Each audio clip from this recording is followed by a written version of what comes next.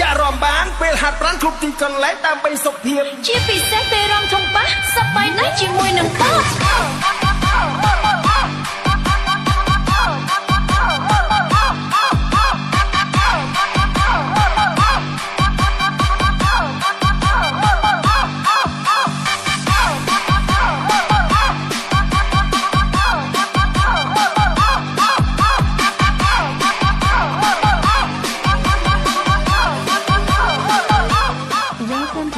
ហាត់ប្រាណគ្រប់ទីកន្លែងដើម្បីសុខភាពជាពិសេសពេលរំធំប៉ះសប្បាយណាស់ជាមួយនឹងបោក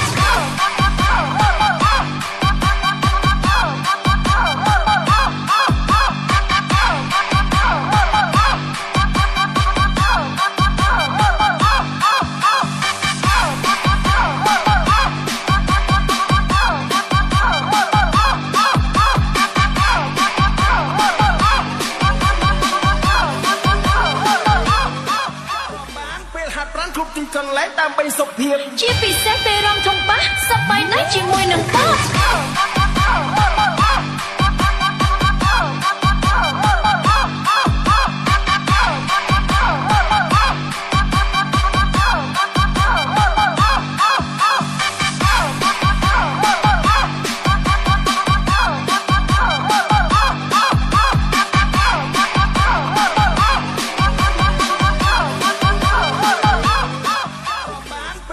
គ្រប់ទីកន្លែងដើម្បីសុខភាពជាពិសេសពេលរំធំប៉ះសប្បាយណាស់ជាមួយនឹងបោក